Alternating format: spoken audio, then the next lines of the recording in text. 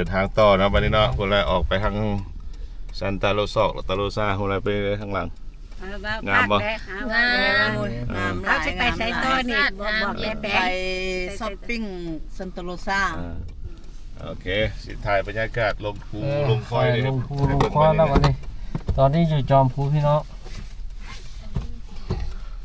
ก็งาม ที่ไปสัมภาษณ์เขาบอกว่าดาราลาวมาอันซันตาโรซาว่าซั่น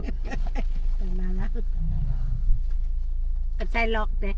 ข่าวนี่ล็อกไปมันล็อกเอง ไปครับออกเดินทางแล้วพี่น้องกำลังเดินทาง ในฮอตเครื่องทาง ทางต่อ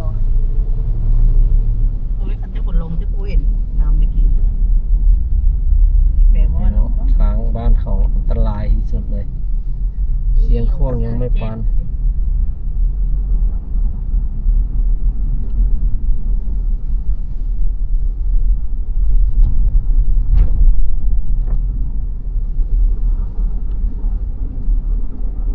ก็มื้อนี้ฟ้าแดดดี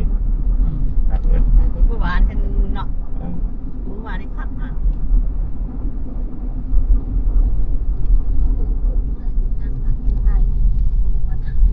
ตุ้ยว่ามาวันนี้คนตก เลี้ยวกองนำพี่น้อง 2 โมงอ่ะบางทีมันก็ฝนตก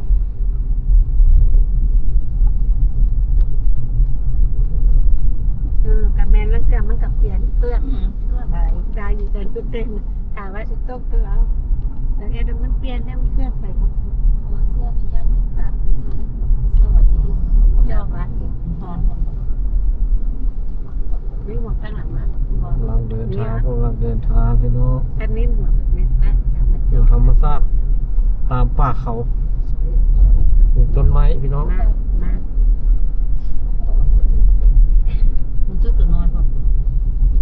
มันต่อคอเสือเลยเนาะมันต่อ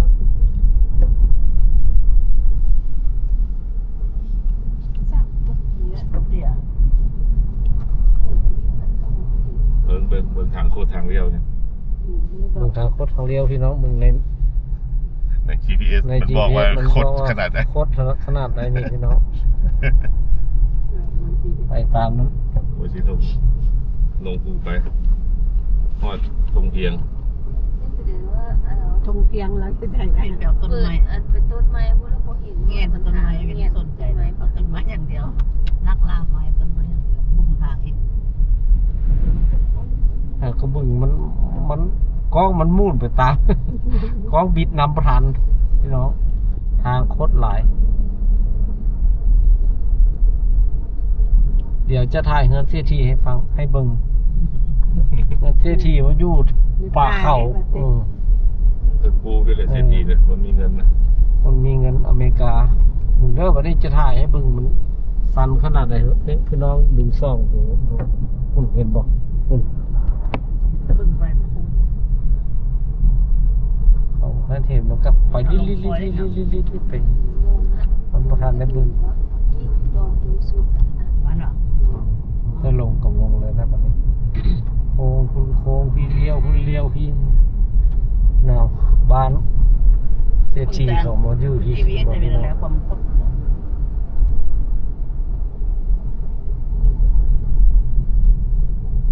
พี่น้องโอ้โหถนนเป็นสปายไหมผมมันนั่งพี่น้อง เก่ง มาแต่นั่นคือตัวโอมันนี่แหละ เส้นทางเขาเก่ง ไปตา ทาม ง เขา เงินบางเวียงเขาก็โจกภาพไปนั่นนี่แหละ เด็ดดี วังเวียงเขาตัดหลายบนในแล้วเขาก็พอรัดเขาก็รัดนี่เขาโค้งเลยธรรมดาเขาลัดไปสิแล้วนี่บ้านเรา อันนี้โค้งต่ำ เขาโค้งทำมุม ชอบไปนี่ค่ะบ่ได้เสียงบ่ได้ซื้อไปถึงบ้านก็ได้ เสียกับโบราณบ้านเขาสดเชยหน่อยนึงคนหลักพี่น้องโอ้โหคุณบอกคุณบอกอันนี้ดูครึ่งทางเนี่ยเห็นไหมมันสั่น ถึงแบบเนาะอยู่เครื่องกับอากาศเลยคุณเห็นบ่บ้านคนเมืองอยู่โน่นตัดเอาเด้อตัวดูบ่คักบ่งาม FC เนี่ย FC กดไลค์กดแชร์ได้เด้อกดคอมเมนต์ เส้นทางนี้เส้นทางระหว่างเมืองมินโลทาวเขตนาป่าไปหาเมือง สตาร์ซ่ามันน่ะ อ๋อเอาเมืองนี้ก่อนแม่เมือง เมืองนี้ มือ นับ ก็ตัวนี้ นับป่ะ ตุ๊กก้าว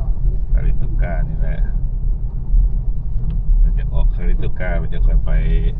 ซันโตโรซาข้ามภูไปอีกหน่วยหนึงอีก อันนี้บ้านทาง อันนี้ทางขึ้นบ้านเศรษฐีเด้อพี่น้องเด้อ แง้งไปดิ เห็นบ่ เป็นแทงเลยนะ ขึ้นไปเหมือนงูเหลื่อม มันลงมามัน คนน่ะ รถบ้านเขานี่ได้หรอ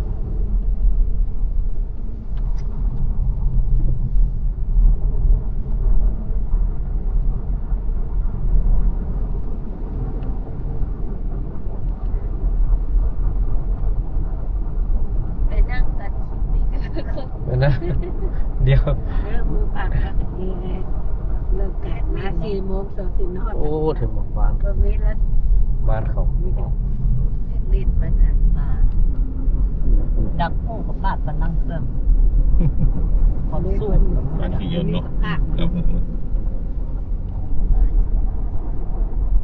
นั่ง สามารถเล่นได้ตัว25ไมล์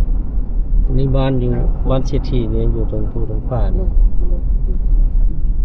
โอ้ ไอ้ ภู วินไป ฝั่ง ดูกับบ้านเศรษฐี เรา บ้า ก็ นเศ จะ รษฐีบ้านเศรษฐี เราก็จะได้ซื้อมาเป็นของเราเนาะเราก็ได้ บ้านเศรษฐีบ้านเศรษฐี เขาก็จะเป็นเศรษฐีเนาะพี่เนาะ เป็นเศรษฐีคือข้าวหาละบอกพี่น้อง งามแบบนี้ ดูจมผ้าแท้ๆนี่ เป็นบ้านต้องเป็นบ้านเศรษฐีแบบนักบูนักแข่งน้ำ ทำทรายเลยนะลิ ไม่เป็นนักบูตัวแรก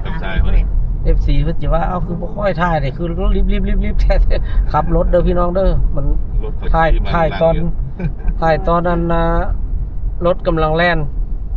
มันจะลายหูลายตาหน่อยหนึง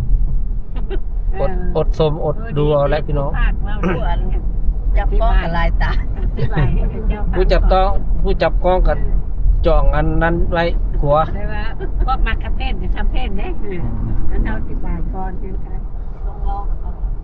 คันที่ซ่าลายก็บ่ได้รถเขาก็ ลาย จี้ รถ หลั เขา งไว้ ไล่หลังมาอยู่พี่น้อง เดี๋ยวไปตามความไวของมันนี่แหละ ฝั่งนี้ก็เป็นห้วยเป็นเหวพุ่นลงไปพุ่น สัตว์ ทุ่งให้ทุ่งนาพี่ยัง รถทุ่งน้ำพุ่นน่ะ มีทุ่งนา นาป้าบ้านอังุ่น บอกพี่น้องภูเขาว้าวอย่าเห็นภูฝั่งนั้นหรอกพี่น้องสวยมากเลย มันก็ได้เยอะนะได้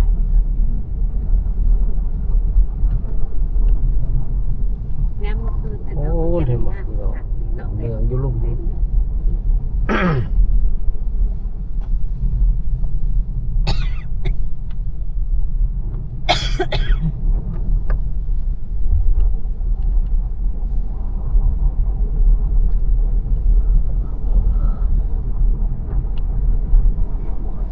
ใส่แต่ฝนบ่ตกเนาะ ฟ้าเจ็บใส่ดีมื้อนี้อากาศดีบ่หนาวบ่ร้อน ก็ดีอยู่พี่น้อง อ่อนมาอ่อนนะครับแจ้ง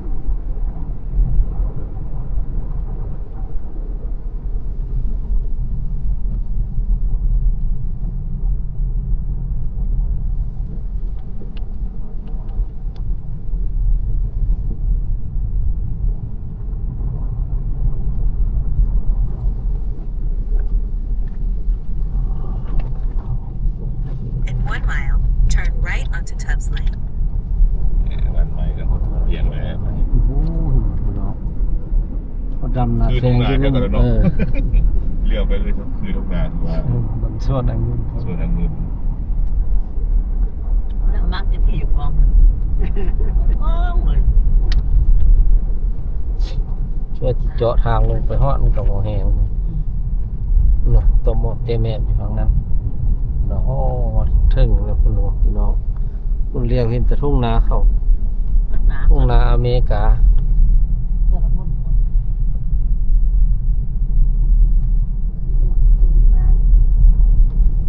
มึงกำแพงบ้านเขานะ